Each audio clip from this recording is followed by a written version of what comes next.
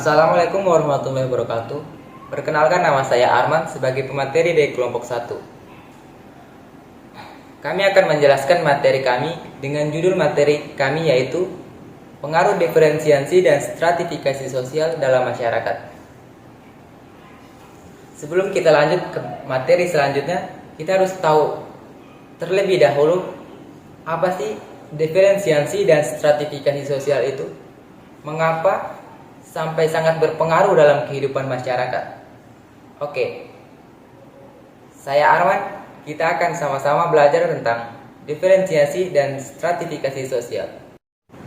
Diferensiasi sosial adalah perbedaan individu dan kelompok tanpa adanya suatu tingkatan tertentu.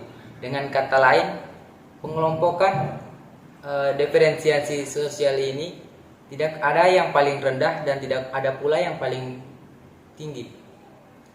Dalam masyarakat, pengelompokan diferensiasi sosial ini sangat beragam, mulai dari ras, etnis, agama, profesi, gender, dan lain sebagainya. Salah satu contohnya yaitu perbedaan antara laki-laki dan perempuan, atau yang lain sebagainya seperti perbedaan profesi seperti profesi guru dan profesi tentara, polisi, dan lain sebagainya seperti itu. Oke, kita lanjut ke topik pemateri yang kedua yaitu tentang stratifikasi sosial. Oke, stratifikasi sosial saya angkat pengertiannya dari salah satu para ahli yaitu Paul B. Horton dan Kester L. Hahn yang menyatakan bahwa stratifikasi sosial berarti sistem perbedaan status sosial yang berlaku di dalam suatu masyarakat. Dasar atau ukuran yang biasa dipakai dalam masyarakat dalam stratifikasi sosial ini seperti kekuasaan, kekayaan, kehormatan, atau pendidikan.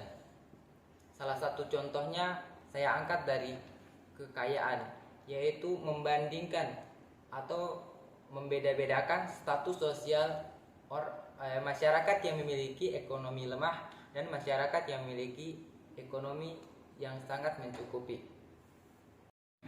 Selanjutnya kita akan membahas tentang pengaruh dari diferensiasi dan stratifikasi sosial. Yang pertama ada primordialisme. Primordialisme ini adalah suatu paham yang menyatakan bahwa kelompok mereka adalah kelompok yang lebih baik dari kelompok lainnya. Primordialisme ini adalah loyalitas yang berlebihan terhadap ras, suku, agama, kedaerahan, atau kekeluargaan.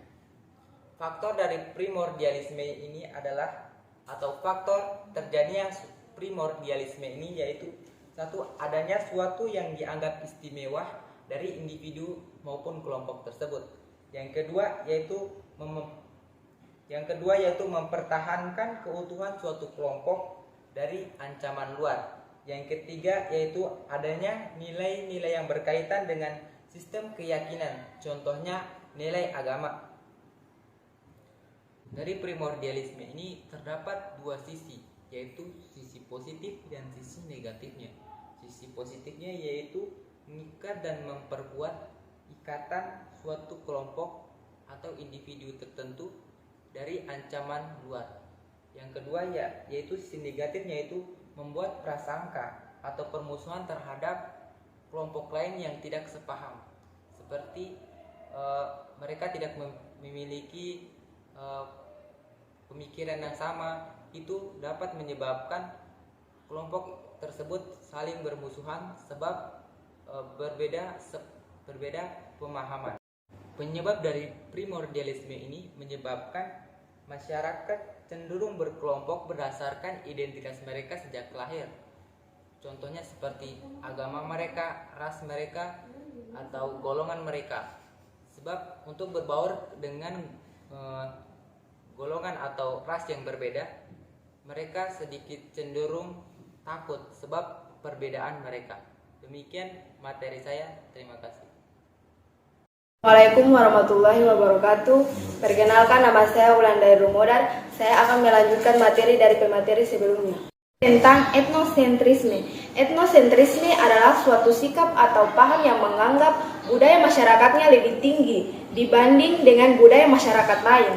Bisa kita lihat bahwa etnosentrisme lebih bersifat subjektif berdasarkan perasaan dan bukan berdasarkan pemikiran yang rasional. Etnosentrisme juga dapat menghambat hubungan antar kebudayaan atau bangsa. Etnosentrisme juga dapat menghambat proses asimilasi dan integrasi sosial. Bahkan etnosentrisme dapat menjadi kekuatan terpendam yang mengakibatkan konflik antar golongan atau konflik kebudayaan dan sara. Sara yaitu suku, ras, agama, dan antar golongan.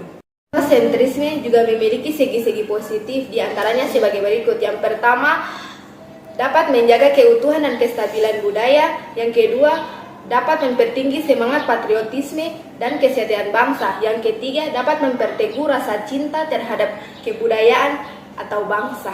Assalamualaikum warahmatullahi wabarakatuh. Perkenalkan, nama saya Vindi Wajo. Di sini saya akan melanjutkan materi dari pemateri pertama, dan materi yang akan saya bawakan yaitu adalah politik aliran atau sektarian. Pengaruh lain dari kemajukan masyarakat adalah terjadinya politik aliran atau sektarian. Politik aliran merupakan keadaan ketika sebuah kelompok atau organisasi tertentu dikelilingi oleh sejumlah organisasi massa atau yang biasa kita kenal dengan ormas.